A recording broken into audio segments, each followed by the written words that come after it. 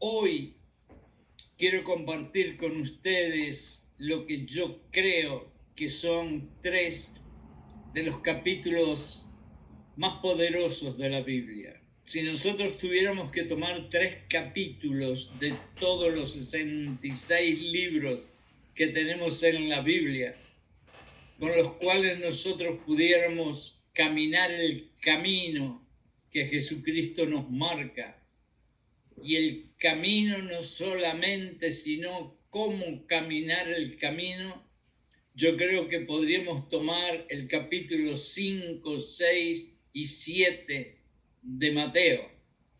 Y por lo tanto sería realmente algo maravilloso que hoy juntos pudiéramos leer y recordar esos tres capítulos que tantas veces hemos leído, pero que aún así sería maravilloso que los pudiéramos leer todos los días.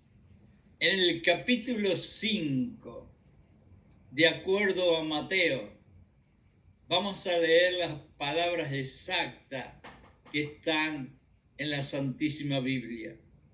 Viendo la multitud, Jesucristo subió al monte y sentándose allí, vinieron a él sus discípulos. Y abriendo la boca, fíjense en qué forma más simple de expresar las cosas tiene la palabra de Dios, pero en la simpleza y humildad de sus palabras hay una fuerza y una profundidad inmensa. Abriendo su boca, Jesucristo les enseñaba a ellos diciendo estas palabras. Pero poco a poco se fueron acercando algunas otras personas. Por lo tanto, las palabras que Jesucristo emitió en aquellos momentos no fueron solamente para los discípulos, sino que algunas otras personas también lo escucharon. Dijo en el verso número 3, bienaventurados los pobres en espíritu, porque de ellos es el reino de los cielos. Bienaventurados los que lloran, porque ellos recibirán consolación. Bienaventurados los mansos, porque ellos recibirán la tierra por heredad. Bienaventurados los que tienen hambre y sed de justicia, porque ellos serán saciados. Bienaventurados los misericordiosos, porque ellos mismos alcanzarán misericordia. Bienaventurados los de limpio corazón, porque ellos verán cara a cara a Dios. Bienaventurados los pacificadores, y esto es algo que siempre me ha tocado el corazón, aquellos que ayudan a la reconciliación y a que exista la paz nuevamente entre personas, entre países, entre pueblos. Ellos serán los que serán llamados hijos de Dios. Para llegar a ser llamado hijo de Dios, una persona tiene que ser algo maravilloso. Y la maravilla está en que esa persona tenga un corazón que sea capaz de llevar dentro de sí, crear y darles a otro la paz de Dios. Y bienaventurados sean aquellos que padecen persecución por causa de la justicia, porque de ellos es el reino de los cielos.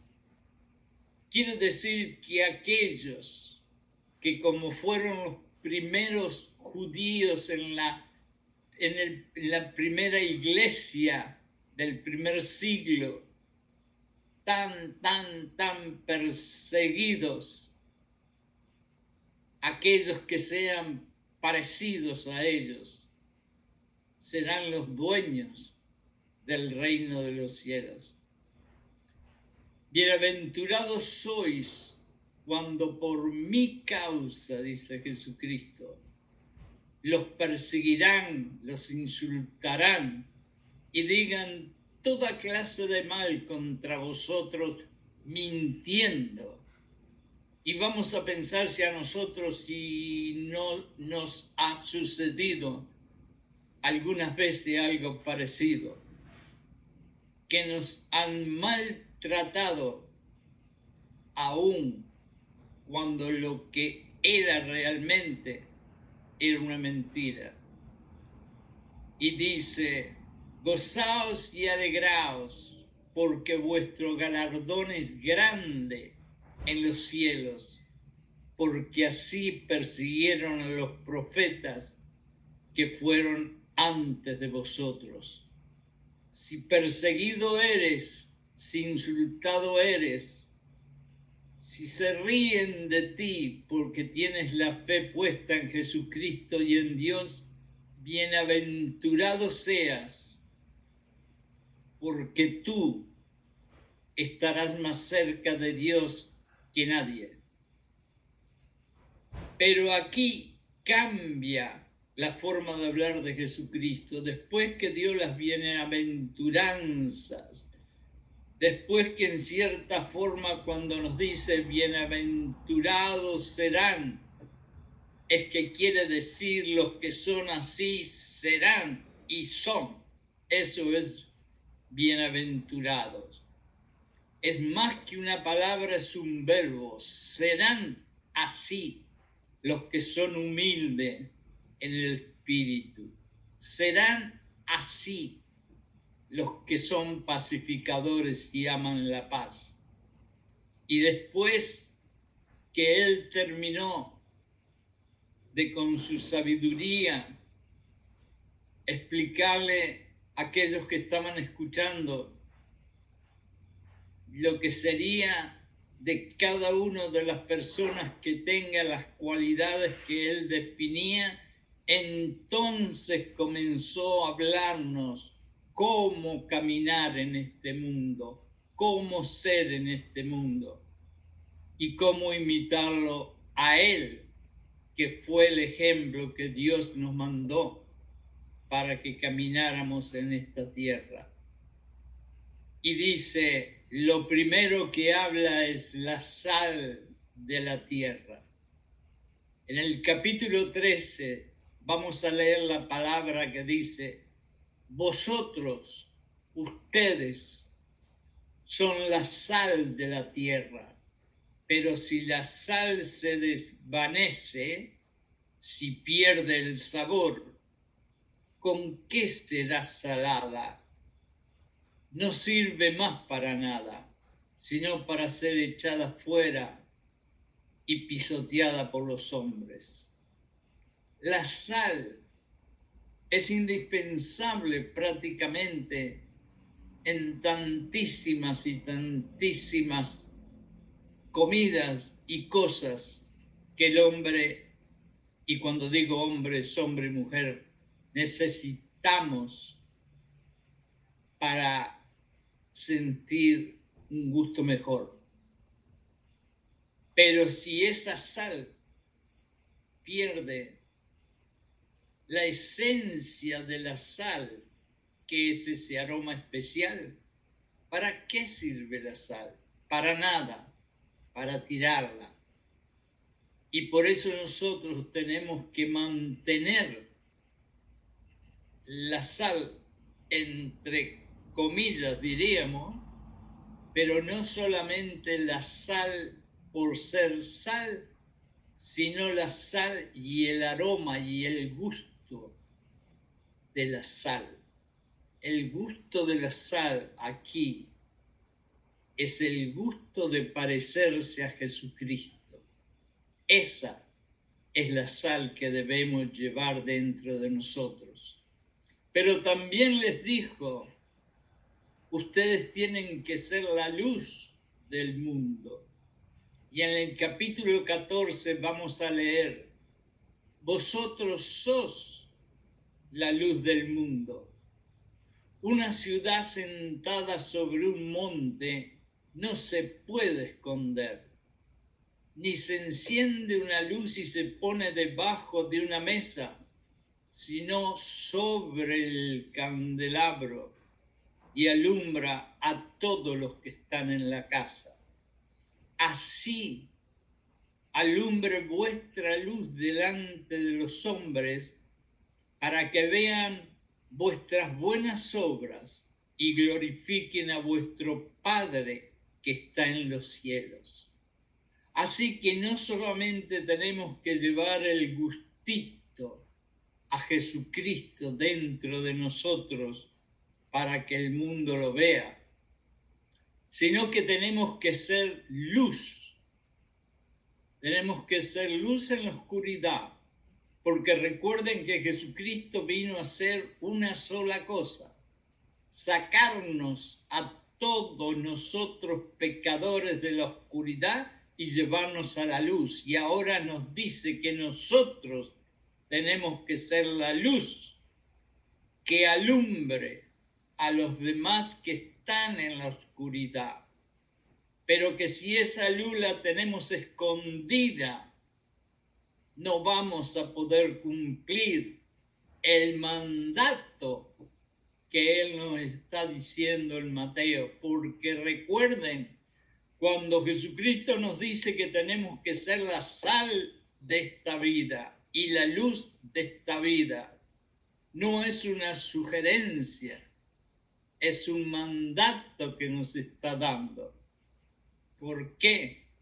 Porque cuando sientan los demás el gustito lindo de la sal y vean la luz linda que tenemos en el corazón, entonces ellos van a querer saber y conocer la persona que nos llenó de sal y nos llenó de luz.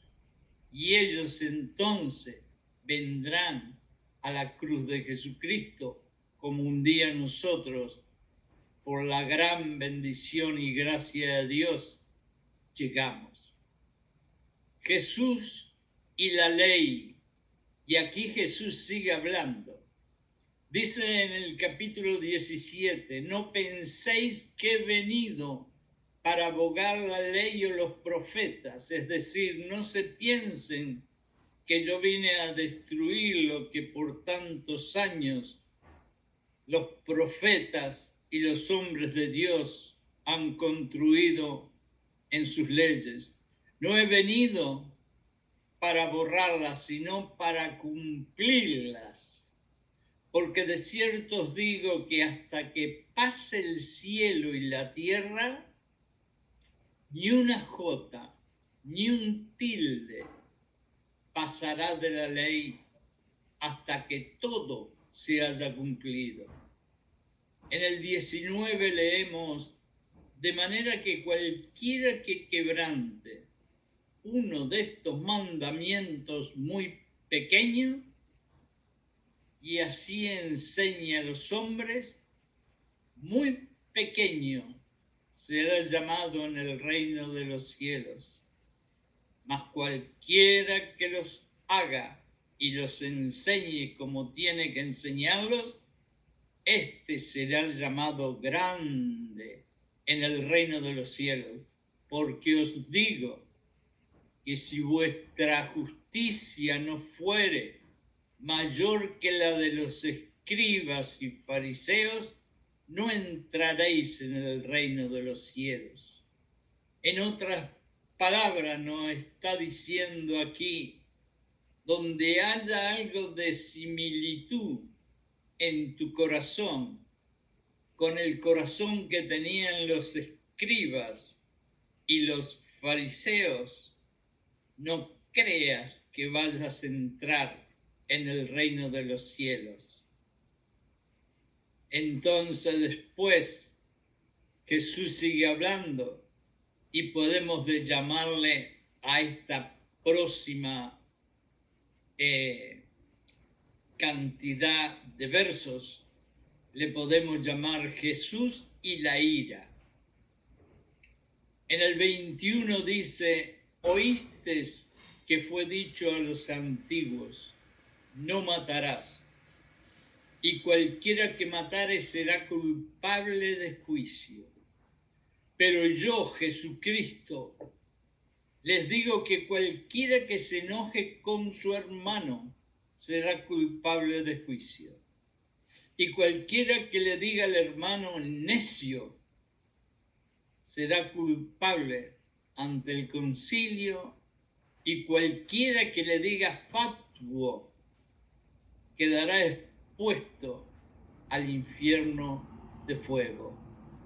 Quiere decir que nos habían enseñado, y estoy hablando de tiempos muy pasados, que si mataras a alguien serías culpable de juicio. Es decir, no importaba que insultaras a un hermano o una hermana, simplemente había que matar para llegar al juicio. Pero Jesucristo nos dice, no precisa que mates a alguien literalmente, con que lo insultes con palabras malas y feas, ya serás culpable suficiente para que te lleven a juicio. Por tanto, y vamos a ponerle mucha atención a esto que voy a leer ahora, porque quizás aquí, en estas palabras que dijo Jesucristo, podemos tener una gran enseñanza para el resto de nuestra vida y nosotros poder compartirlo con muchas personas. Por tanto, si traes tu ofrenda al altar y allí en el altar te acuerdas que tu hermano tiene algo en contra de ti, por favor, deja tu ofrenda allí en el altar y anda corriendo, diría yo, a reconciliarte primero con tu hermano o tu hermana. Y entonces, recién entonces, ven y preséntame tu ofrenda a mí. Dice en el verso 25, ponte de acuerdo con tu adversario pronto, entre tanto que estés en el camino con él. No sea que el adversario te entregue al juez y el juez al alguacil y seas echado en la cárcel. De cierto te digo que no saldrás de allí hasta que pagues el último cuadrante o el último centavo, diríamos nosotros. Quiere decir que estas palabras de Jesucristo en esta parte del Sermón del Monte son uno de los mandatos, creo que más fuerte que nos envía, nos dice y nos ordena. Que no estemos alabándole y cantándole y llevándole flores y llevándole aromas y haciendo trabajos en la iglesia para Él y haciendo tantas cosas para Jesucristo. Si tú tienes un hermano o una hermana con la cual tú tienes un problema de enemistad, sino que Él nos está diciendo y ordenando, porque es una orden, que vayamos primero y nos reconciliemos con ese hermano, con esa hermana de alguna forma. Y entonces después, cuando tu corazón esté en paz otra vez, ven y tráeme todas las ofrendas que tú quieras traerme.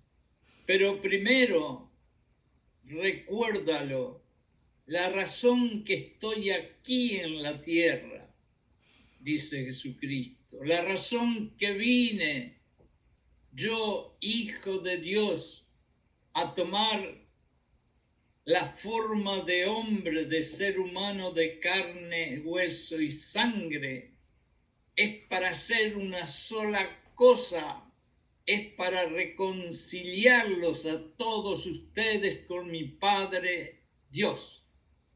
Y por lo tanto, si tú me traes a mí una ofrenda, sin haberte reconciliado primero con tu hermano y tu hermana, me estás insultando a mí, porque yo vengo a dar mi sangre para reconciliarte a ti, a ti, a ti y a mí, y tú no estás haciendo lo mismo con el hermano y la hermana a quien ves, con quien conversas, con quien coexistes.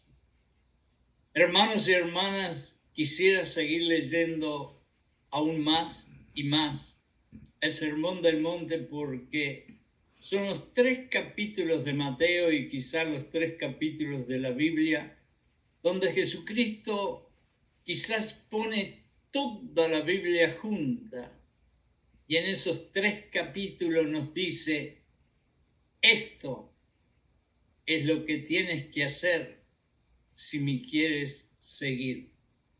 Pero lamentablemente el tiempo nos marca su destino, y ha llegado el tiempo de darle bendiciones, de desearle lo mejor de Dios para todos ustedes, y nos veremos en la próxima vez. Pero mientras tanto, pido que Dios llene sus corazones, sus familias, sus hogares con la sangre de Jesucristo, y que aquellas ventanas, como dice Dios, que tienen el cielo, las abra y caiga sobre todos ustedes todas las bendiciones y sanidades que ustedes están esperando.